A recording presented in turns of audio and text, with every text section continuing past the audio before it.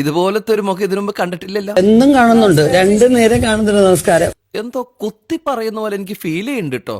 കുത്തിയില്ലല്ലോ, കുത്താൻ പോണല്ലേ ഉള്ളൂ.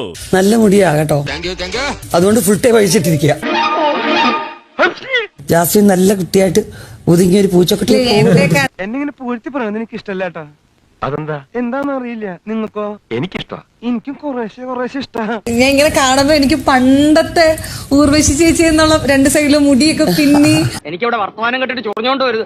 അങ്ങനെയൊക്കെ ഇപ്പൊ പറഞ്ഞ സ്ഫടികത്തിലേക്ക് കാണിച്ച ഓരോ ആക്ഷൻസ് ഒക്കെ ഉണ്ടല്ലോ. നീ കൊഴയാതെ പറയാൻ വല്ലോണ്ട് നേരെ പറ. ഇങ്ങനെയൊക്കെ അതൊക്കെ ഇങ്ങനെ മനസ്സിലിങ്ങനെ വരുമായിരുന്നു. അപ്പൊ ഞാൻ അതിങ്ങനെ നോക്കിയിരുന്നു. ഇവൻ പറയുന്നത് വിശ്വസിക്കരുത്. ഇവൻ ഭക്ഷണം കഴിക്കാനും കള്ളം പറയാനും മാത്രമാണ് വാ തുറക്കുന്നത്. ജാസ്മിനൊക്കെ ശ്രദ്ധിക്കണം. കാരണം നമ്മുടെ ഒറിജിനൽ ചുണ്ടുകൾ പുറത്ത് കാണുന്നില്ലല്ലോ എന്ന് പറയുന്ന ഒരു വലിയ പുരുഷ വിഭാഗം വളർന്നു വരുന്നു.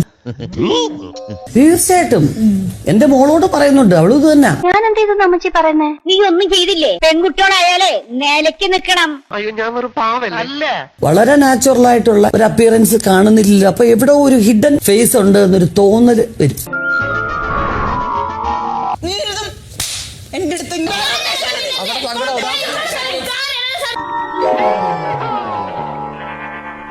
എന്തരാണെന്ന് അറിഞ്ഞൂടാ, മുഖത്ത് നിറച്ച് വിനയം വാരിത്തേച്ച് വച്ചാലും ഇടയ്ക്കിടയ്ക്ക് ഉള്ളിക്കിടക്കണ ഫ്രാഡുകൾ പുറത്തോട്ട് തള്ളി തള്ളിക്കാറ് വരും. അപ്പോ എപ്പോഴെങ്കിലും നമ്മൾ നമ്മളായിട്ട് തന്നെ എസ്റ്റാബ്ലിഷ് ചെയ്ത് കഴിഞ്ഞാൽ പിന്നെ കുഴപ്പമില്ല.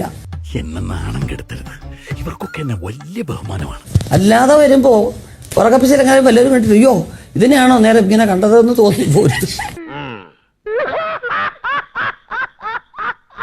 പുറകപ്പിച്ചിരങ്ങാനും വല്ലവരും കണ്ടിട്ട് അയ്യോ ഇതിനെയാണോ നേരെ ഇങ്ങനെ കണ്ടതെന്ന് തോന്നിപ്പോരും. ആക്കിയതാണല്ലേ. അപമാനിച്ചേ ഞാൻ പോയിക്കോട്ടെ. അപമാനത്തിന് തന്നെ അപമാനമാണ് നീ.